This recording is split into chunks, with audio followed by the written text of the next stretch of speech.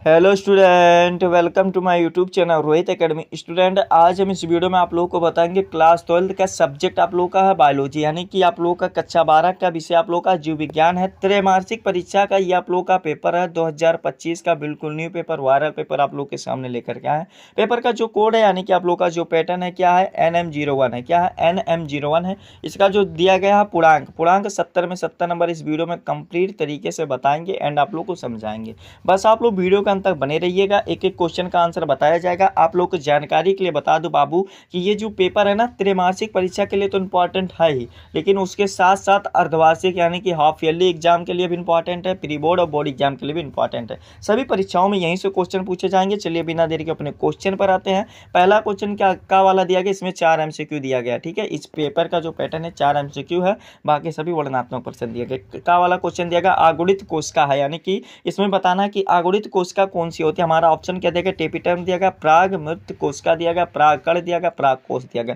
तो आगुणित जो कोशिका होती है वो क्या होती है, प्राग कण होती है, यानी कि हमारा कौन सा, ये सा वाला ऑप्शन हमारा इसका सही हो जाएगा। फिर अगला क्वेश्चन देखिए, खा वाला दिया गया है कि भारतीय भ्रूण विज्ञान का पिता कहते हैं, यानी कि भारतीय भ्रूण विज्ञान को पिता किसे कहते हैं, तो प्रोफेसर क्या है, पंचानन माहेश्वरी को कहते हैं, जो कि हमारा कौन सा, ये बा वाला ऑप्शन इसका सही हो जाएगा, बी वाला ऑप्शन राइट हो जाएगा। ठीक है, फिर अगला क्वेश्चन देखते हैं। अगला क्वेश्चन हमारा गा वाला दिया गया, निम्नलिखित में से किसका उद्भव भ्रूणीय मेसोडर्म में से होता है, हमें ये बताना है। तो किसका उद्भव भ्रूणीय मेसोडर्म से होता है, तो इसका जो राइट आंसर हो जाएगा रुधिर हो जाएगा। क्या हो जाएगा बाबू, रुधिर हो जाएगा, जो कि सा वाला ऑप्शन हमारा इसका सही हो जाएगा। ठीक है, फिर अगला क्वेश्चन क्या दिया गया, निम्न में से कौन सा जीवाणु जनित रोग हमें ये बताना है। तो जीवाणु जनित रोग कौन सा है हमें ये बताना, तो इसका जो राइट आंसर हो जाएगा पायरिया हो जाएगा, जो कि हमारा ऑप्शन क्या हो जाएगा, बी वाला राइट हो जाएगा। ठीक है, फिर चलिए अगला क्वेश्चन देखते हैं। अगला क्वेश्चन यहाँ पर देखिए क्या दिया गया है। अगला क्वेश्चन दूसरा दिया गया है कि बहुभ्रूणता पर संक्षिप्त टिप्पणी लिखे, यानी कि दूसरा का वाला दिया गया बहुभ्रूणता पर संक्षिप्त टिप्पणी लिखना है। तो बहुभ्रूणता में क्या लिखना है कि बहुभ्रूणता, एक ऐसी कॉपी पेन लेकर के बैठ जाइएगा, इसको आंसर भी नोट करते चलिएगा। ठीक है, साथ ही में देखो क्या लिखना है, बहुभ्रूणता में लिखना है कि बहुभ्रूणता एक ऐसी स्थिति है जिसमें एक ही बीज में एक से अधिक भ्रूण विकसित होते हैं, जिससे एक से अधिक अंकुर उत्पन्न होते हैं, और यह पौधों में आलिंगिक प्रजनन का एक रूप होता है, जिसे क्या कहते हैं, बहुभ्रूणता कहते हैं। 2 नंबर बाबू कंप्लीट हो गया। फिर अगला क्वेश्चन क्या दिया गया, फर्टिलाइजिन तथा एंटी फर्टिलाइजिन प्रक्रिया पर टिप्पणी लिखिए। तो फर्टिलाइजिन में क्या लिखना है, फर्टिलाइजिन अंडे की सतह पर पाए जाने वाला एक पदार्थ है जो शुक्राणुओं के एंटी फर्टिलाइजिन से बांधता है। यह बंधन को शुक्राणुओं को अंडे में प्रवेश करने में मदद करता है, जिससे निषेचन की प्रक्रिया स्टार्ट होती है, यानी कि शुरू होती है। 2 नंबर इसमें भी आप लोग का कंप्लीट हो गया। फिर अगला क्वेश्चन दिया गया, नर मानव में विसरण उदर गुहा के बाहर क्यों होता है, रीजन हमें बताना। तो चलिए इसका भी बता देते हैं कि विसरण उदर गुहा के बाहर विसरण कोश में होते हैं, क्योंकि शुक्राणु जनन के लिए शरीर के आंतरिक तापमान, यानी कि अंदर का जो तापमान है उसके तापमान से कम तापमान की आवश्यकता होती है। विसरण कोश को यह कम तापमान बनाए रखने में सहायता करता है, यानी कि हेल्प करता है। ठीक है, जो कि हमारा इसमें भी 2 नंबर कंप्लीट हो गया। फिर अगला क्वेश्चन दिया गया, मनुष्य में विषाणु जनित 4 रोग बताना है। तो मनुष्य में विषाणु जनित कितना रोग बताना है, 4 रोगों को हमें बताना है। तो चलिए इसका भी आंसर आप लोगों को बता देते हैं एंड आप लोगों को समझा देते हैं। देखिए सभी क्वेश्चन का आंसर अच्छे तरीके से बताएंगे, बस आप लोग वीडियो को अंत तक बने रहिएगा, और वीडियो को नहीं शेयर करते तो वीडियो को शेयर कर दिया करो। ठीक है, क्या है विषाणु जनित 4 रोग, क्या है, पहला जो है पोलियो है, दूसरा है फ्लू है, जिसका दूसरा नाम इन्फ्लुएंजा होता है, तीसरा हमारा खसरा है, और चौथा एड्स है।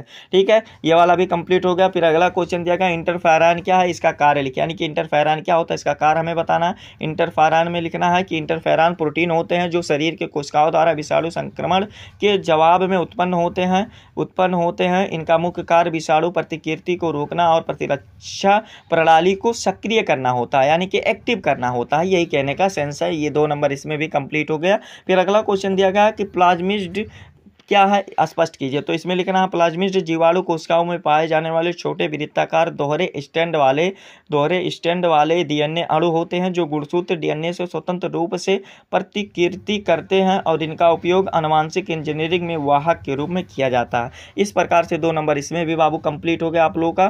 फिर अगला क्वेश्चन दिया गया, जैव प्रौद्योगिकी से आप क्या समझते हैं, यानी कि जो जैव प्रौद्योगिकी उससे आप क्या समझते हैं, हमें यह बताना। इसमें क्या लिखना है, जैव प्रौद्योगिकी एक ऐसा क्षेत्र है जो उत्पादों या प्रक्रियाओं को बनाने या संशोधित करने के लिए जैविक प्रणालियों, जैविक जीवों या उनके व्युत्पन्न का उपयोग करता है। इसमें आनुवंशिक इंजीनियरिंग, ऊतक संवर्धन और किण्वन जैसी तकनीकें शामिल हैं। इस प्रकार से हमारा ये वाला भी लिख करके कंप्लीट हो गया। फिर अगला क्वेश्चन गा वाला दिया गया, प्रोकैरियोटिक और यूकैरियोटिक डीएनए में अंतर बताइए। यानी कि प्रोकैरियोटिक और यूकैरियोटिक डीएनए में अंतर बताना है। तो इसमें क्या लिखना है, प्रोकैरियोटिक डीएनए, इसमें लिखना है कि प्रोकैरियोटिक डीएनए एक ही में लिखो, ठीक है, दोनों एक ही में बता दे रहे बाबू। इसमें लिखना है आंसर जो इसका लिखना है गा वाला का कि प्रोकैरियोटिक डीएनए कोशिका द्रव्य में होता है और यह वृत्ताकार और इसमें स्टोन प्रोटीन नहीं होते हैं, और जबकि यूकैरियोटिक डीएनए केंद्रक में होता है और यह रेखिक होता है और इसमें स्टोन प्रोटीन के साथ साथ क्रोमोटीन बनता है या होते हैं। इस प्रकार से 2 नंबर इसमें भी आप लोगों का कंप्लीट हो गया। फिर अगला क्वेश्चन देखिए क्या दिया गया, विभिन्न प्रकार के आरएनए के नाम लिखिए। तो विभिन्न प्रकार के आरएनए निम्न है, क्या क्या है, मैसेंजर आरएनए होता है जो कि एमआरएनए कहते हैं, एमआरएनए शॉर्टकट में लिखेंगे, ट्रांसफर आरएनए यानी कि टीआरएनए होता है, और आरएनए यानी कि राइबोसोमल आरएनए होता है। इस प्रकार से 2 नंबर इसमें भी कंप्लीट हो गया।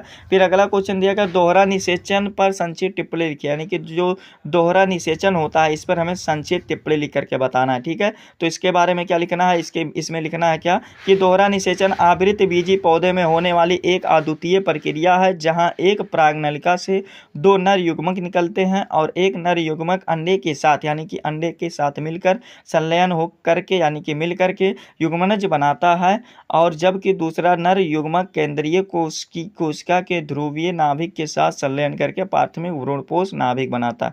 इस प्रकार से ये वाला भी लिख करके हमारा कंप्लीट हो गया। फिर अगला क्वेश्चन चौथा दिया गया है कि स्वपरागण और परपरागण में अंतर लिखिए। यानी कि सेल्फ पॉलिनेशन क्या होता है और क्रॉस पॉलिनेशन क्या होता है, इसमें अंतर बताना है।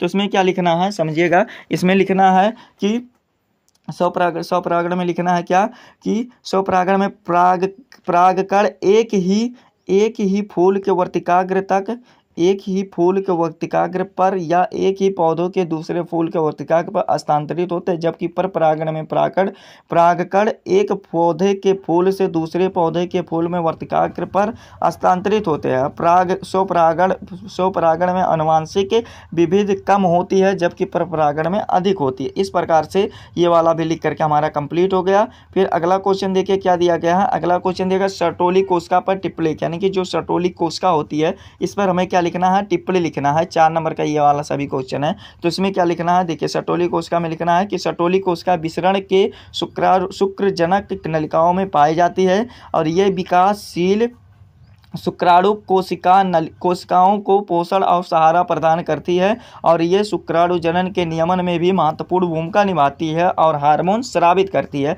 इस प्रकार से इसमें भी 4 नंबर लिख करके आप लोग का कंप्लीट हो गया। फिर अगला क्वेश्चन देखते हैं। अगला क्वेश्चन देगा मलेरिया पर टिप्पणी लिखिए। यानी कि मलेरिया पर हमें क्या लिखना है, टिप्पणी लिखना है। तो चलिए इसका भी आंसर आप लोग को बता देते हैं एंड आप लोग को समझा देते हैं। इसमें क्या लिखना है मलेरिया वाला कि मलेरिया एक परजीवी जनित रोग है जो प्लाज्मोडियम नामक परजीवी के कारण होता है। यह संक्रमित मादा एनोफिलीज मच्छर के काटने से मनुष्य में फैलता है। इसके लक्षण में तेज बुखार, कंपकपी, सिर दर्द और मांसपेशियों में दर्द, उल्टी, दस्त और खांसी शामिल है। इस प्रकार से 4 नंबर लिख करके इसमें भी कंप्लीट हो जाएगा आंसर लिख करके। फिर अगला क्वेश्चन देगा बायोगैस, यानी कि इसका दूसरा नाम होता है जैवगैस। जैवगैस पर क्या है हमें यह बताना। तो इसमें लिखना है कि बायोगैस जैविक पदार्थ जैसे कृषि अपशिष्ट, पशु गोबर और नगर पालिका अपशिष्ट आदि के अवायवीय पाचन में उत्पन्न होने वाले गैस का मिश्रण है और इसमें मुख्य रूप से मीथेन और कार्बन डाइऑक्साइड यानी कि CO2 होती है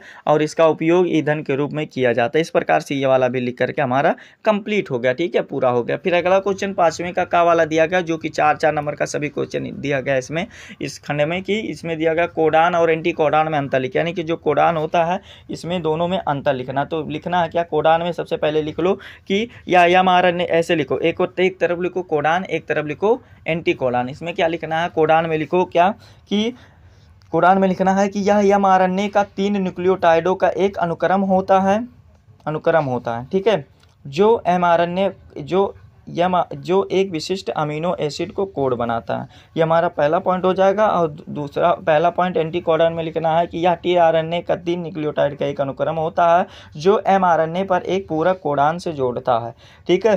और फिर कोडान में दूसरा पॉइंट लिखना है कि यह प्रोटीन संश्लेषण को समाप्त करने का संकेत देता है, यानी कि इंडेक्स करता है।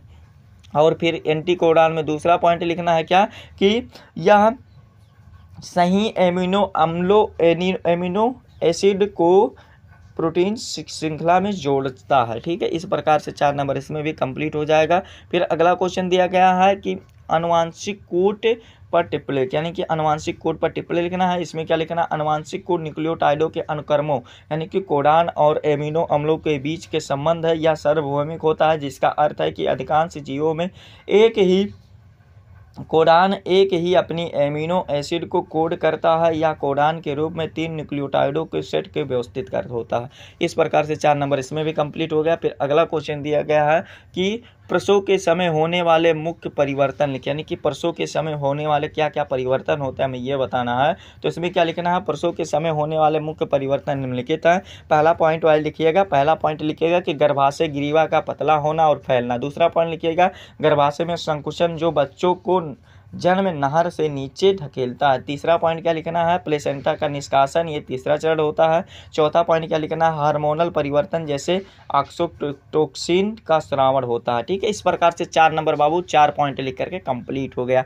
आशा करते हैं सभी को आप लोग को सभी क्वेश्चन का आंसर अच्छे तरीके से समझ में आ रहा होगा, किसी भी प्रकार की कोई समस्या नहीं होगी। अगर कोई समस्या है बाबू आप लोग एक बार जरूर कमेंट करके अपना समस्याओं को यहाँ पर बताइएगा। ठीक है, अगला क्वेश्चन दिया गया है कि वायु परागण पर टिप्पणी, यानी कि जो वायु परागण होता है उस पर हमें टिप्पणी लिखना है, यानी कि एयर पॉलिनेशन जो होता है इस पर हमें क्या लिखना है, टिप्पणी लिखना है। ठीक है, इसमें क्या लिखना है कि वायु परागण एक